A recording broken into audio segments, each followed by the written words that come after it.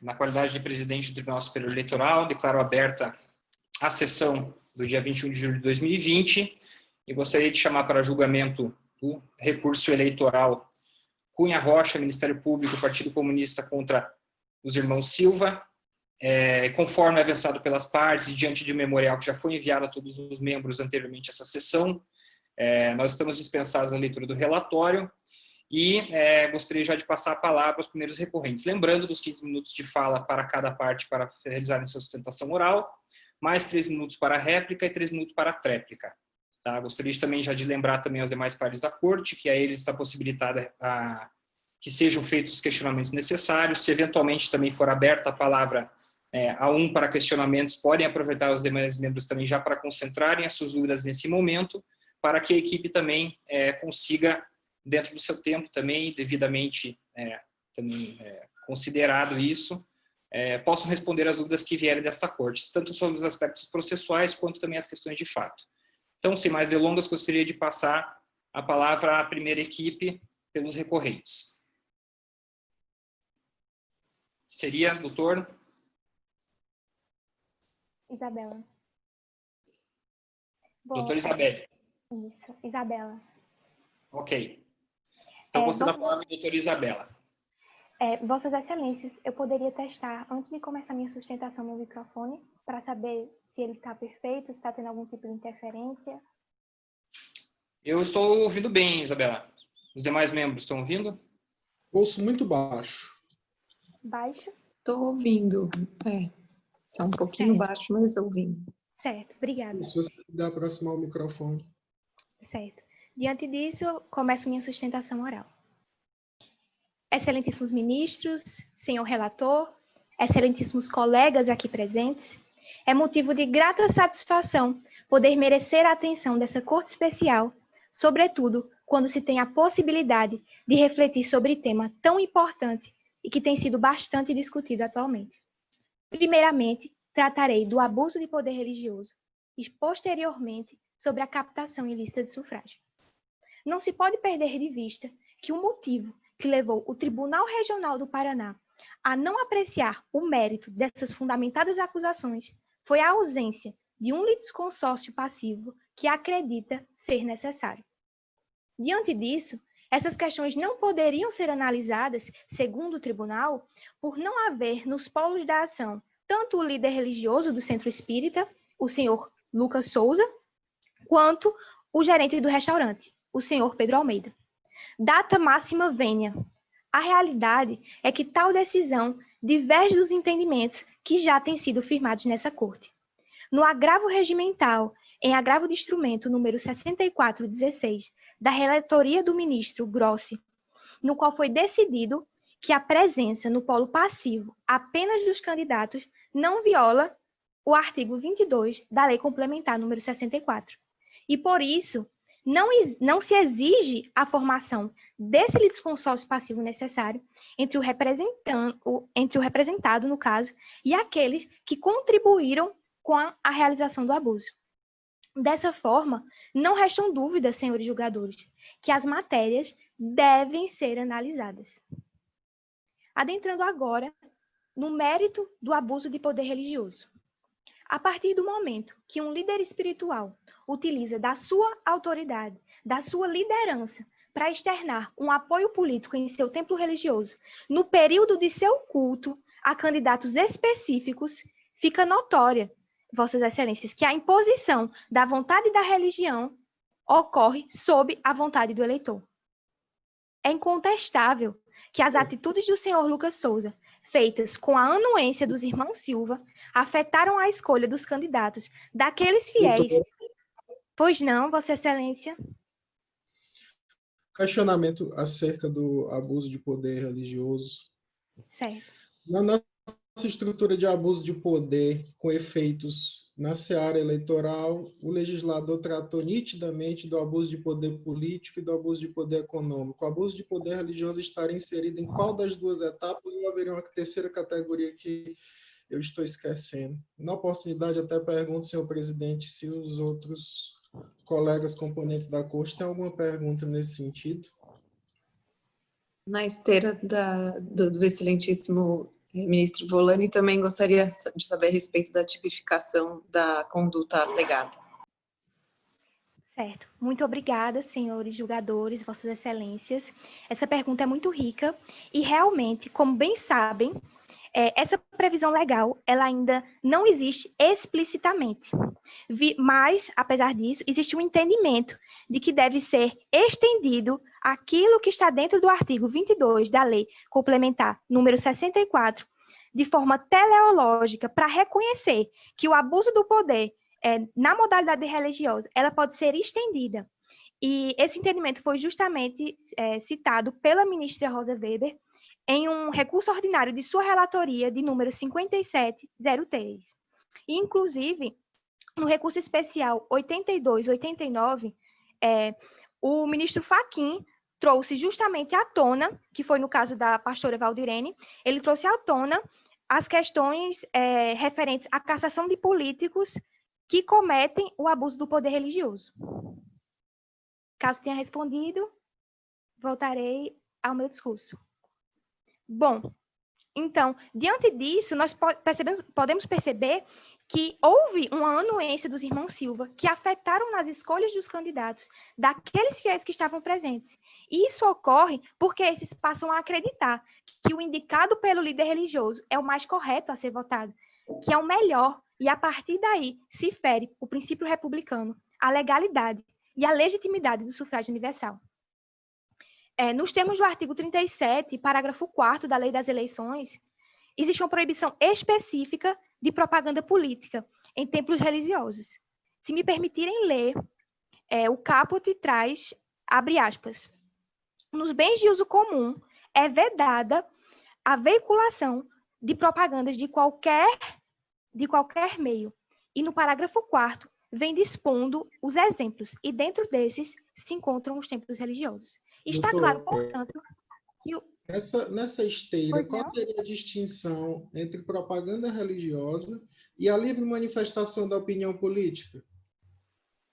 Bom, a questão que se trata dentro da pergunta de Vossa Excelência é justamente que naquele evento em questão, naquele evento fático, houve a propagação de uma externação do próprio líder espiritual para os seus fiéis com a presença dos candidatos irmão Silva, dentro, no caso, daquele culto religioso. Então, a partir desse momento, a gente percebe que a presença deles fazem com que haja uma assimilação daqueles eleitores em quem deveriam votar. Então, o rosto do candidato que aquelas pessoas deveriam apertar nas urnas está lá. Então, a partir desse momento, nós temos a configuração do abuso de poder religioso. Se respondido. Então, assim, é necessário que se impeça que a fé religiosa dos fiéis seja explorada politicamente. E houve, sim, a utilização do templo religioso para apoiar os candidatos João e José Silva, uma atitude lamentável que comprova o ilícito em questão. O papel da justiça eleitoral é de proteção à legitimação do voto, devendo impedir que qualquer força política possa coagir moral ou espiritualmente os cidadãos. E diante disso, é bem verdade que lá tínhamos centenas de fiéis, mas temos que ter a noção que esses possuem a capacidade de influenciar milhares, porque os que ali estavam replicam a sua intenção de voto para suas famílias, para os seus amigos, e compartilham mensagens via WhatsApp, tendo sido essas atitudes influenciadas pelos irmãos Silva. E isso é incontestável, porque a prova se encontra nos autos. Por isso, a consequência do proselitismo político é a anulação da votação. E, diante disso, pelo fruto se conhece a árvore. E esse processo foi alimentado por votos ilegítimos, contaminando-se de ilicitude. Senhores julgadores, esse mandato não pode prosperar. Peço ao então presidente que me concedam 1 minuto e meio para que eu consiga adentrar na captação ilícita de sufrágio e concluir esse raciocínio. Demais membros se opõem à concessão de maior tempo em razão dos questionamentos que foram feitos? De acordo com a concessão. Então, concedo mais 1 minuto e meio, então, à advogada. Agradeço. Entrando agora na questão referente à captação ilícita de sufrágio. Não há no que se falar de ilicitude da gravação ambiental, visto que desde 2016, esta corte teve uma evolução jurisprudencial de que é lícita a gravação feita por um dos interlocutores, sem o conhecimento dos outros, mesmo que não haja autorização judicial. A prova obtida mediante gravações ambientais é um meio de apuração de ilícitos eleitorais que afetam a lisura e a legitimidade das eleições. Além disso, existem outros meios de prova sobre o mesmo fato que estão presentes nos autos. Me refiro, nessa fala, justamente ao depoimento de um dos funcionários que participou da reunião. Desse modo, analisando o conteúdo da gravação, podemos perceber a caracterização do disposto no artigo 41A da Lei das Eleições, já que houve, sim, o oferecimento de cargos públicos pelo senhor João Silva aos funcionários de seu restaurante, caso fosse eleito. Em outro momento, essa mesma oferta foi reforçada pelo senhor Pedro Almeida. Peço licença aos senhores para ler um trecho da gravação.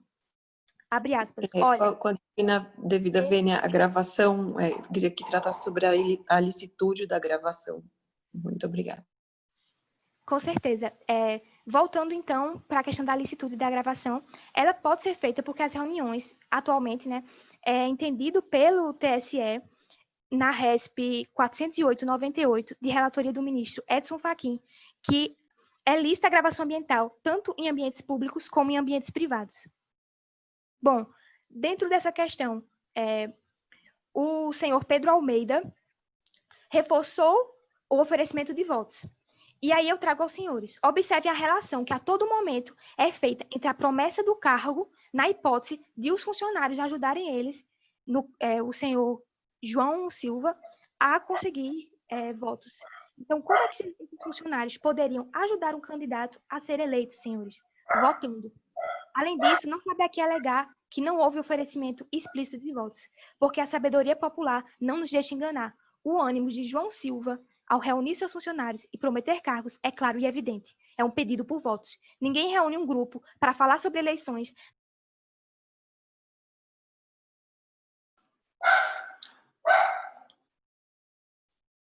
Cris, foi cortado o microfone da Isabela, em razão do término do tempo, mas nós tínhamos concedido de mais 1 minuto e meio.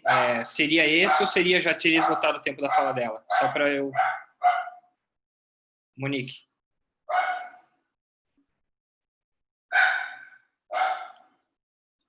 Já com acréscimo. Então, Isabela, a gente vai passar a palavra para o próximo orador. Obrigado.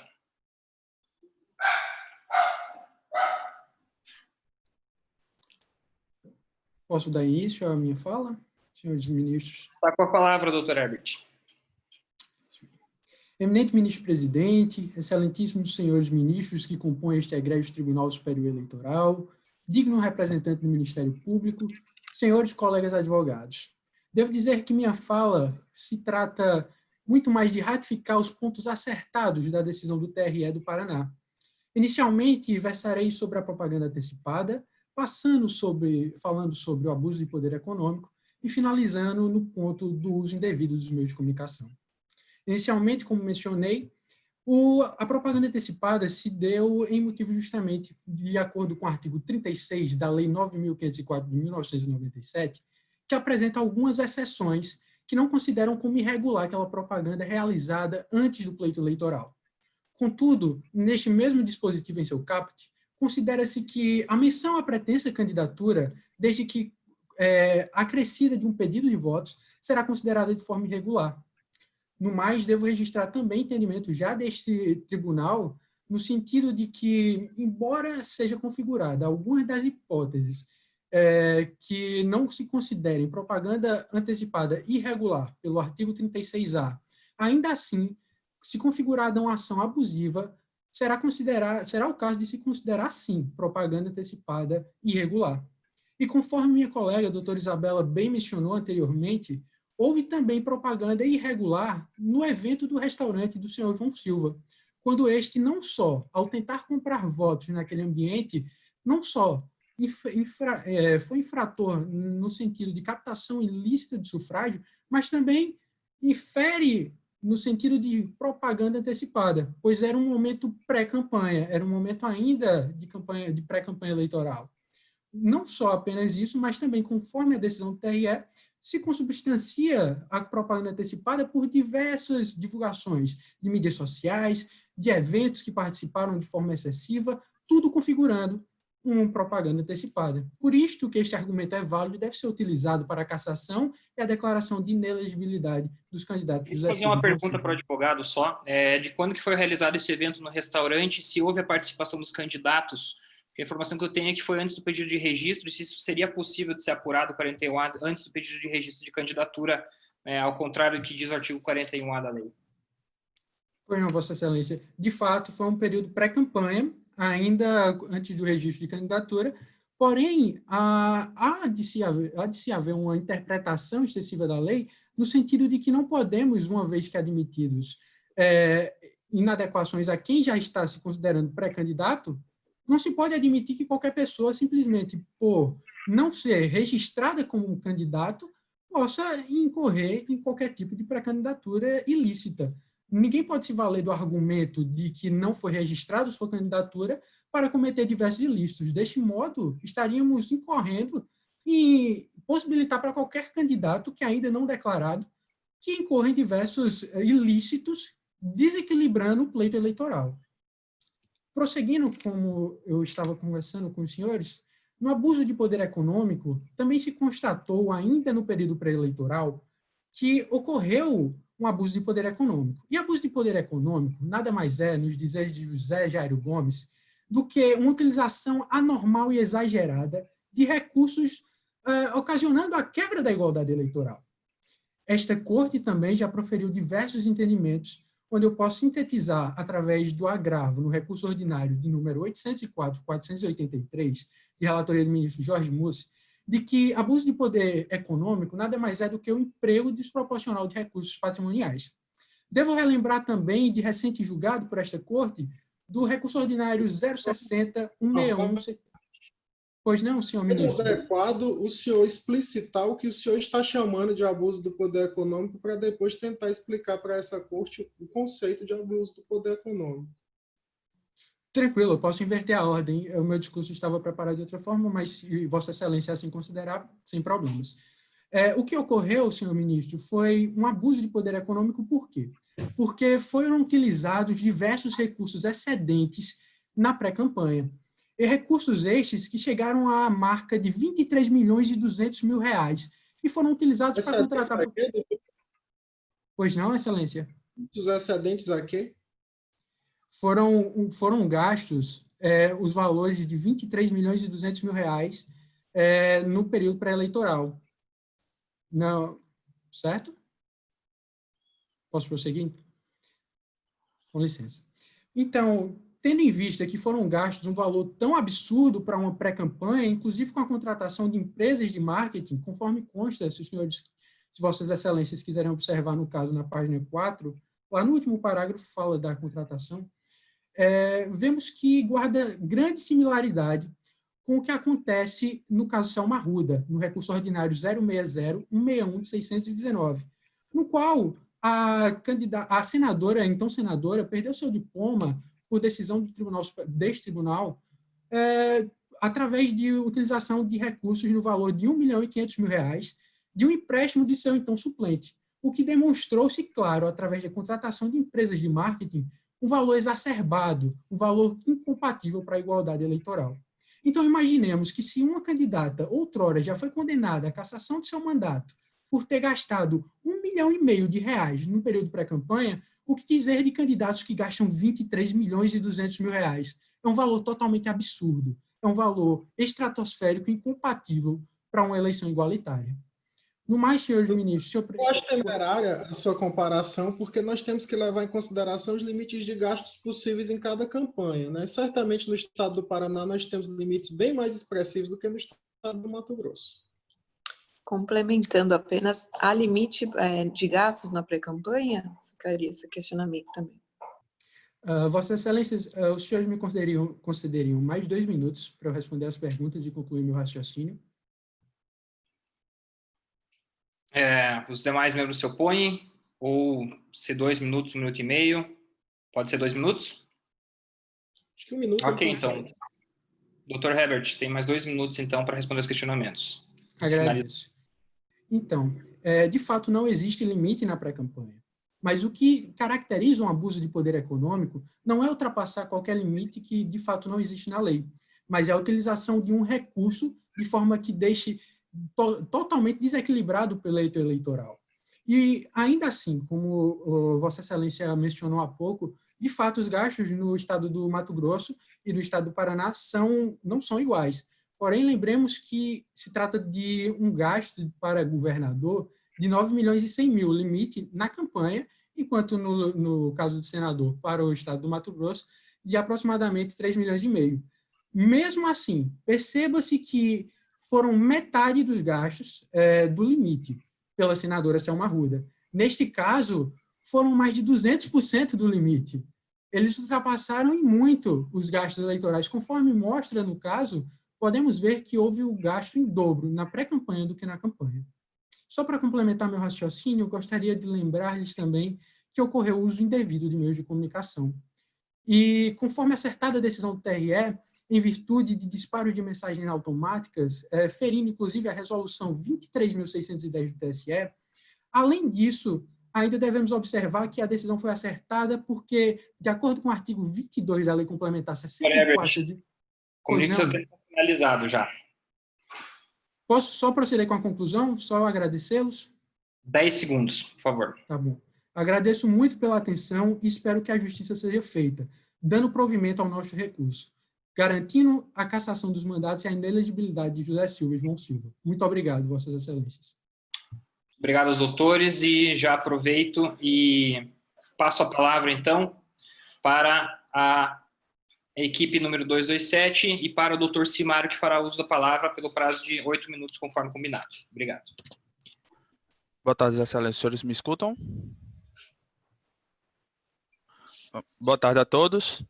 Saúdo primeiramente ao presidente do Tribunal Superior Eleitoral e aos demais ministros e ministras que compõem esta colenda Corte Superior. Cumprimento ao ilustríssimo representante do Ministério Público na pessoa do Procurador-Geral Eleitoral. Saúdo os demais serventuários da Justiça, bem como os advogados e advogadas aqui presentes.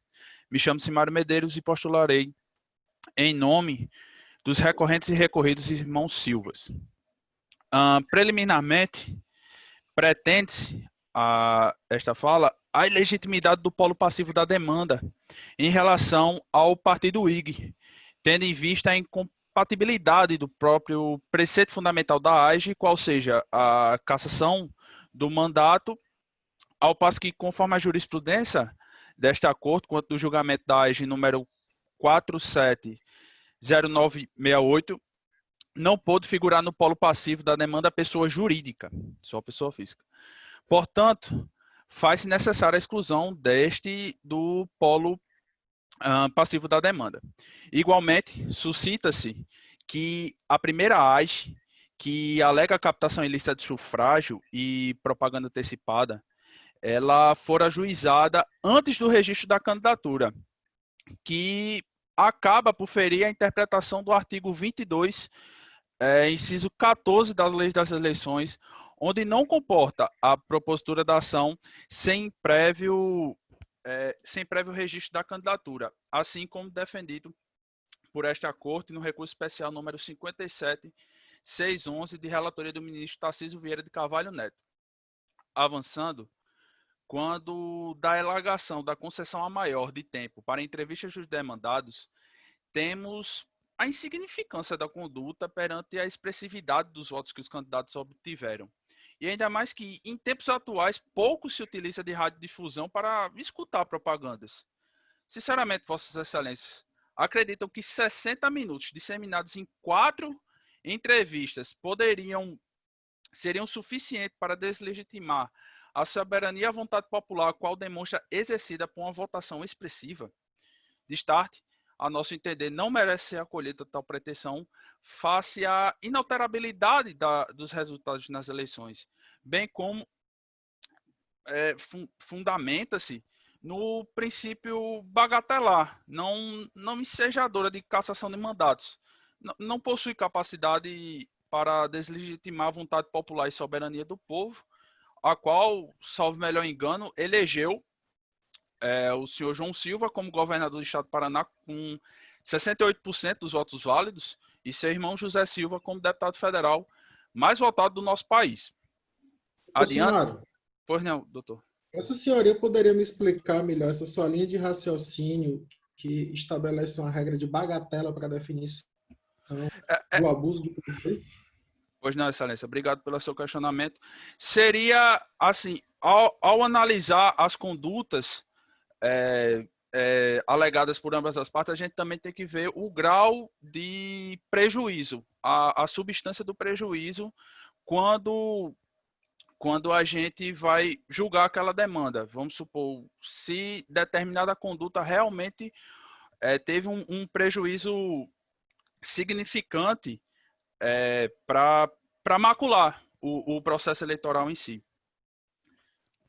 Adiante, verificamos que quando da alegação que os demandados teriam veiculado mensagens com conteúdo inverídico em redes sociais e afins, denominadas fake news, esta, a nosso entender, também não merece ser guarida nesta egrégia corte, sob pena de ferir de morte a individualização de condutas, tendo em vista que em momento algum é dito que os candidatos agiram de maneira direta ou até mesmo indireta na propagação das mesmas, das informações em si. Juntando-se print screens, acredito que 15 print screens, porém que nenhum deles figura os nossos constituintes, falando ou tratando qualquer tipo de assunto. Portanto, do memorial apresentado pela acusação, diversos atos são apresentados como praticados pelos candidatos João e José Silva. De início, realmente é constatada a questão da divulgação em massa de fake news por meio de aplicativos de mensagem pelos eleitores. Pois não, Excelência. O senhor diz que os prints que foram compartilhados, nenhum saiu ou apresenta seus constituídos dentre os emissários das conversas. Mas eles estavam nesses grupos, eles tiveram conhecimento, pessoas próximas a eles participavam desses grupos? Não. Então, Excelência, pelo menos no caso em tela, não fica demonstrado. O que está no caso é que foi casos que não estão aqui à baila, eles fizeram isso. Perdão, Excelência, cortou a ligação. O senhor disse que no caso em tela isso não aconteceu. Então isso significa dizer que em outros casos isso aconteceu durante a campanha? Não, não é o que... Assim, a gente também não pode dizer isso. Eles não tiveram acesso, pelo menos em momento algum foi citado isso, bem como eles não tiveram conhecimento dessas informações, nem como tratativas com o eleitorado. Pelo menos no caso em tela não ficou claro isso. Prosseguindo-se, outro sim, tratando-se no que concerne a reunião realizada no restaurante do ora eleito governador do Paraná, verifica-se, primeiramente, que a instância originária já entendera pelo Instituto das Gravações, ora pela falta de aval do judiciário, ora pelo não conhecimento pelos interlocutores que estavam sendo gravados, o que se revela em consonância com os preceitos constitucionais.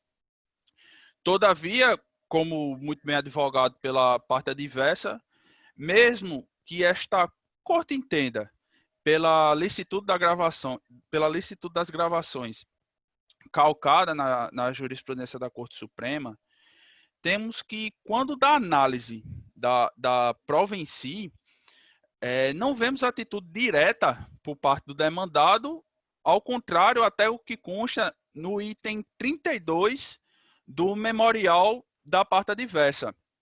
Em momento algum do caso em tela, é dito que o pretenso candidato faz uso da palavra e que trata diretamente com outros.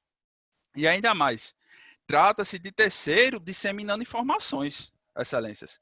Mero subalterno do restaurante do pretenso candidato, perdão, onde não se faz sequer, pelo menos não deixa claro isso, não ocupa um cargo na comissão eleitoral, sendo o presidente do centro, o senhor Lucas Souza, que cometeu tal ato. Ele que subiu ao palanque, ele que falou, não sendo de qualquer responsabilidade dos candidatos, visto a inexistência de dolo e conhecimento por parte deles.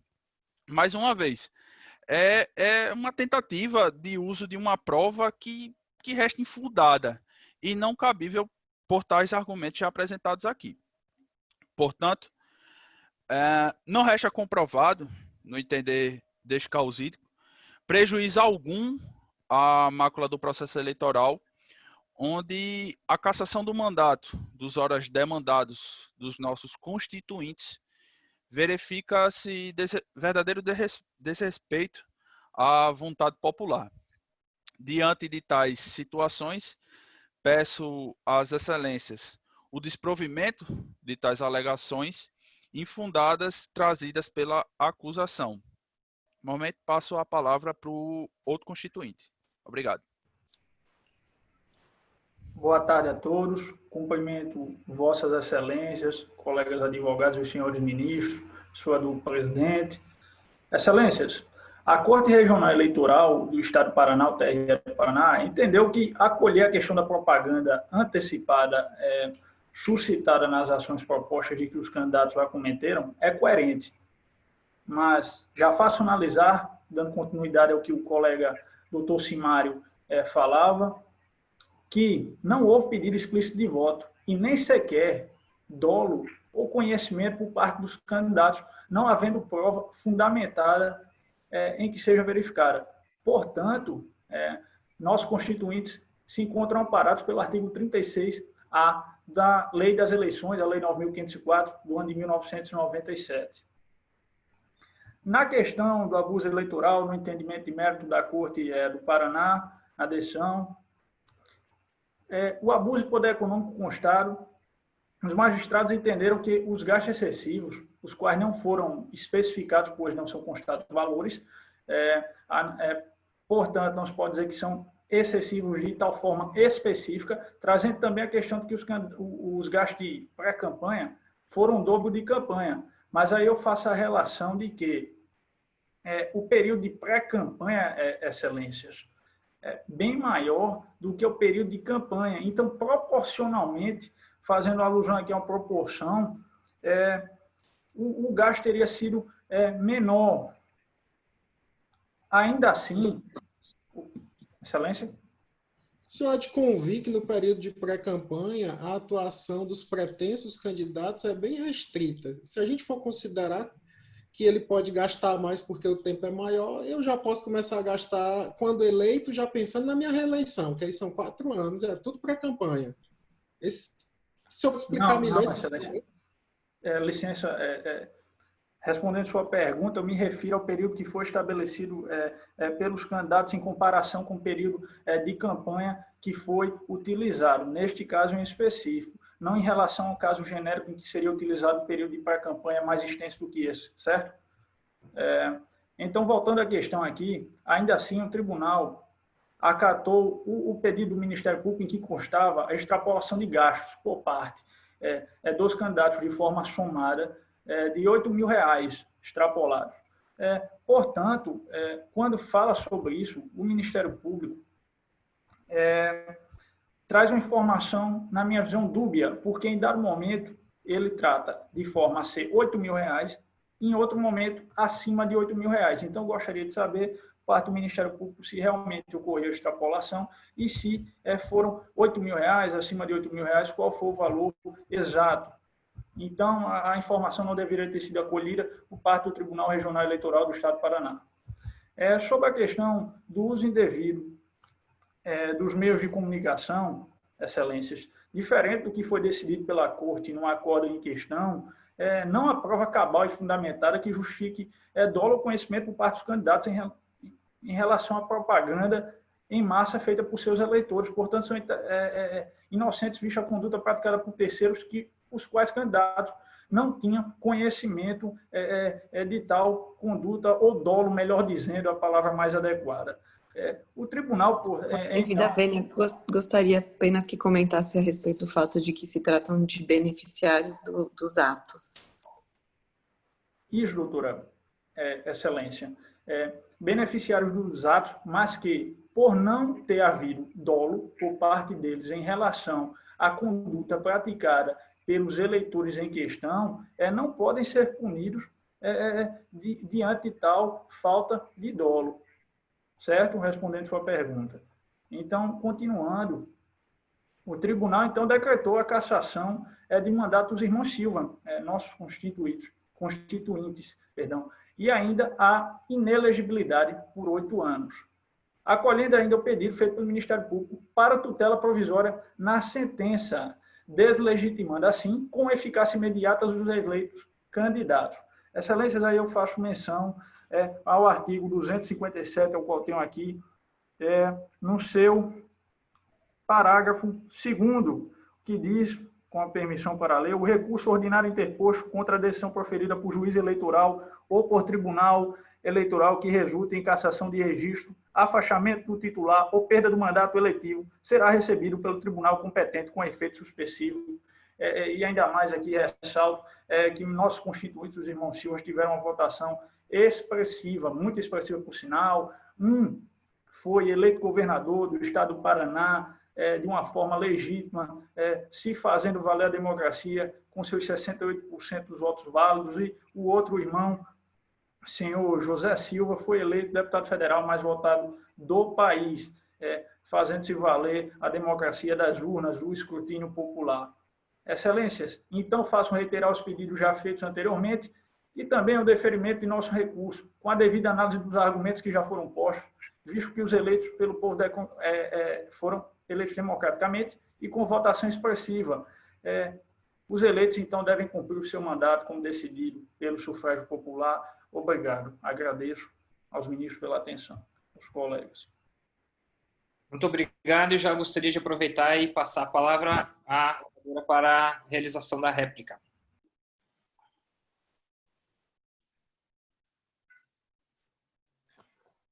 Vossas Excelências, posso começar?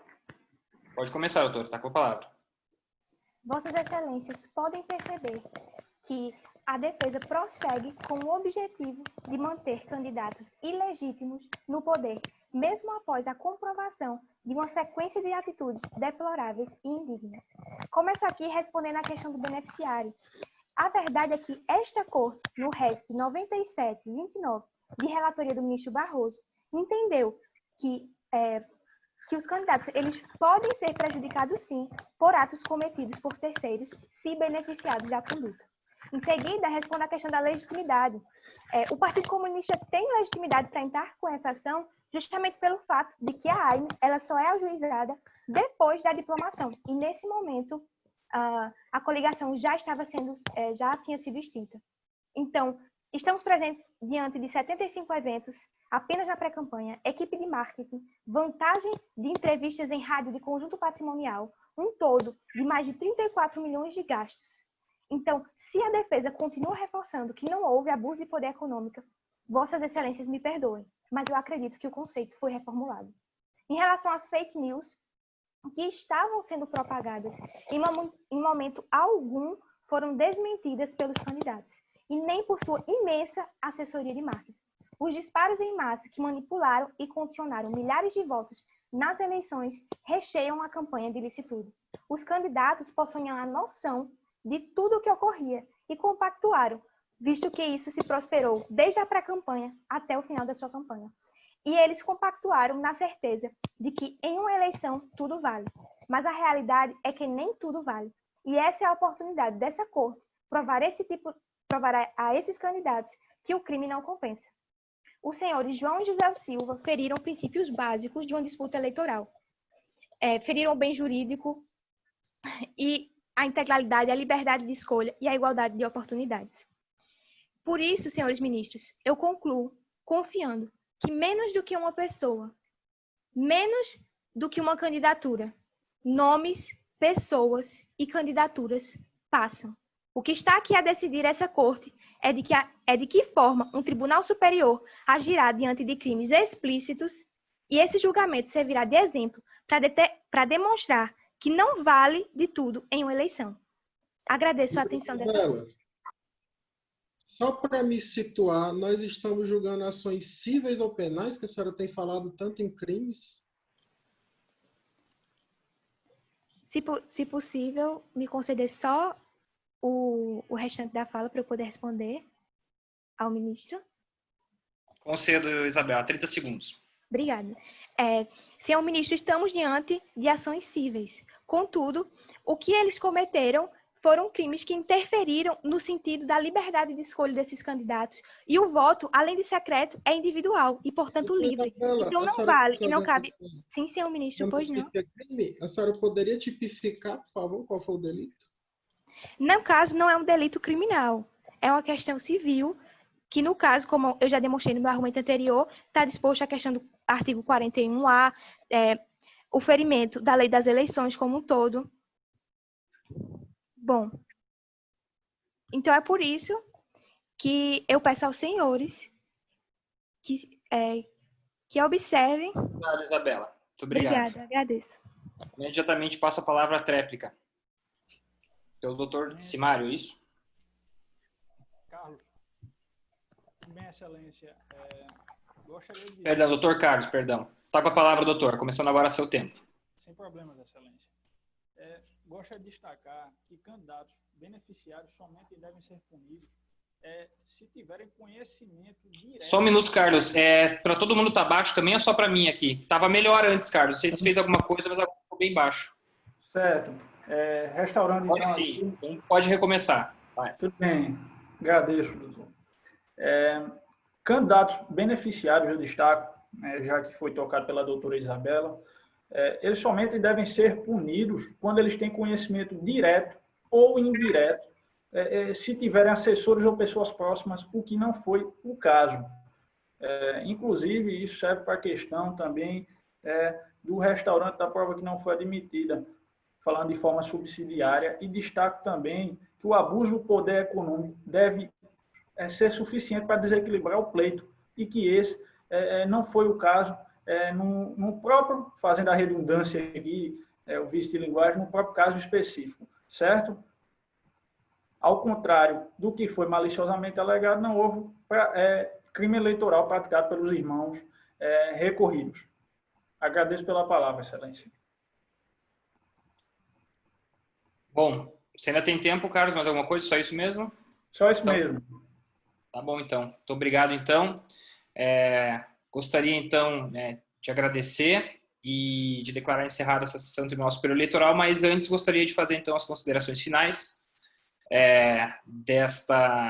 do que a gente viu hoje da participação. Gostaria de parabenizar a todos.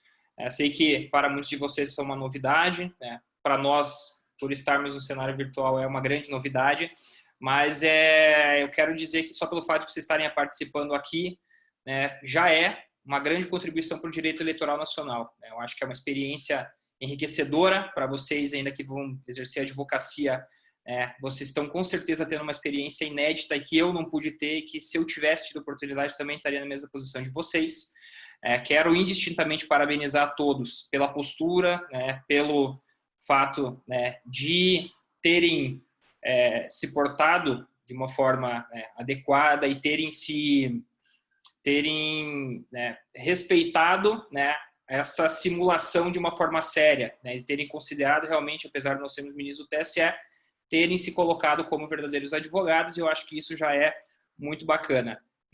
Sempre, eu acho que esse aprendizado vai ficar para vocês.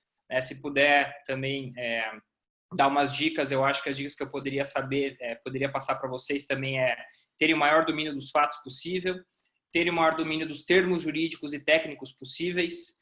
Muitas vezes a gente está falando do improviso, a gente toma certos escorregões, e é justamente nesses escorregões que muitas vezes a gente pode ser pego desprevenido pela parte contrária, por um ministro. Então, mas isso é treinamento, isso é prática, isso vocês vão criar com a vida.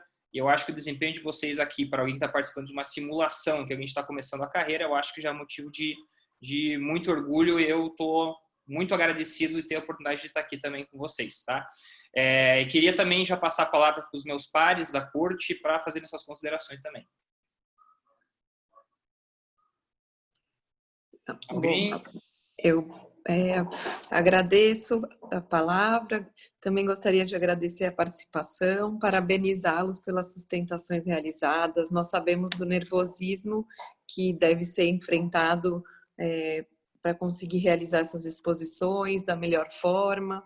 Vocês estudaram, se prepararam e de fato, não basta só ter conhecimento, ainda tem que saber a entonação correta de voz, responder às provocações que são feitas. Então, vocês fizeram isso de uma forma correta, colocaram o melhor aqui possível.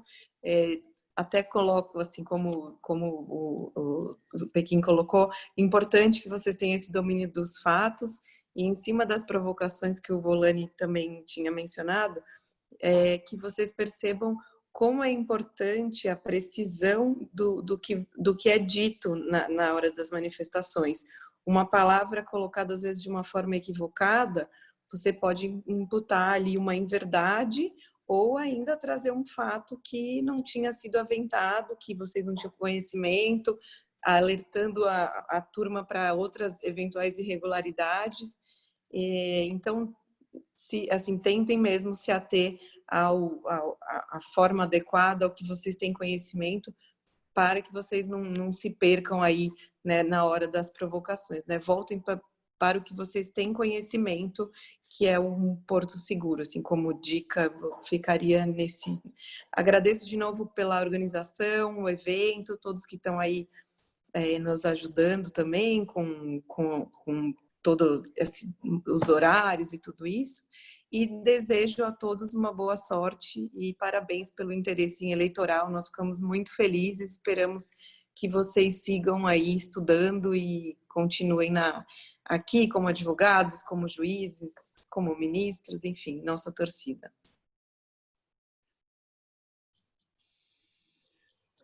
A minha internet está um pouco instável, eu não sei se vai cortar, mas eu queria dar parabéns a todos, Volani, parabéns para a organização, parabéns para os candidatos, dizer para vocês que eu não sou uma pessoa má.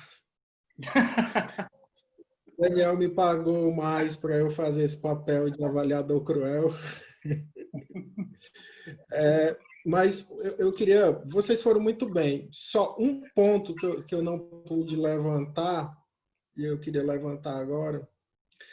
Uma das questões que nós analisamos é a linguagem corporal. Vocês têm que se controlar um pouco. Na hora que o doutor Simário estava falando, a doutora Isabela batia a cabeça concordando com tudo que ele dizia, e ninguém em sã consciência vai dar ganho de causa para alguém que está concordando com o advogado contrário.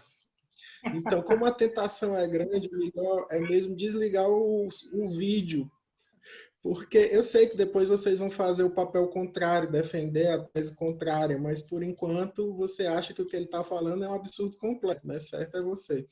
Mas isso é só uma dica. No mais, vocês se saíram muito bem diante de uma pessoa tão severa. Bom, pessoal, então reforço aí, estendo os agradecimentos à nossa equipe de organização, né, da Bradep, a OAB, do IPRAD, né, agradecer de novo aí pela oportunidade e declarar encerrada essa sessão de julgamento. E nos vemos, espero que, se não nos vermos mais esse multi, nos vemos na vida, nos congressos, nos tribunais. Eu acho que vai ser bem bacana. Com certeza todos foram muito bem e tem futuros promissores pela frente, independentemente do resultado do multi. Eu acho que valeu pela experiência e muito obrigado e até a próxima, pessoal. Pessoal, muito obrigado. Obrigado a todos aí. Agora, tomando aí a palavra, peço licença ao doutor Luiz Eduardo para fazer as breves considerações, agradecendo mais uma vez ao painel de juízes, doutora Thalita, doutor Volgani, doutor Luiz Eduardo. Foi uma rodada muito boa. Obrigado por essa rodada, mais essa rodada do nosso Select Promote Court Competition.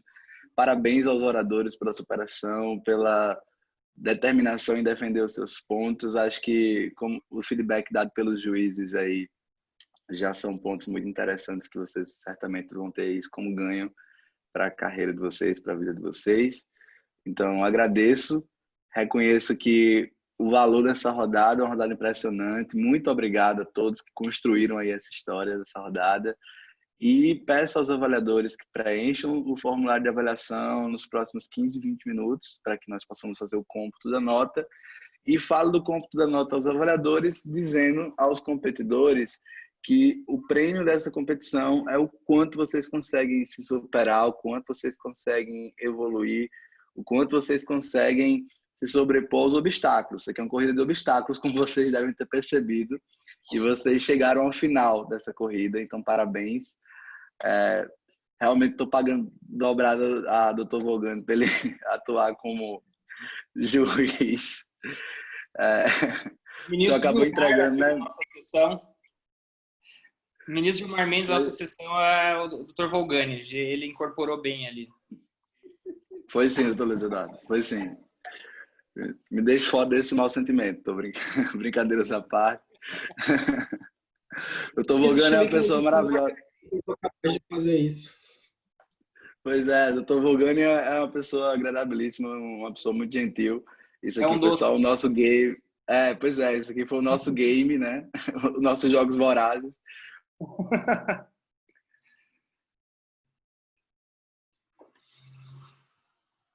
Travou lá o Daniel.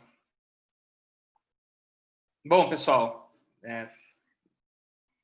acho que vamos encerrar então, porque o Daniel travou, não sei se vai voltar, tá? Mas então nos vemos na próxima, se precisar a gente vai conversar diretamente com vocês, tá? Muito obrigado aí, pessoal. Até a próxima. Tchau, tchau.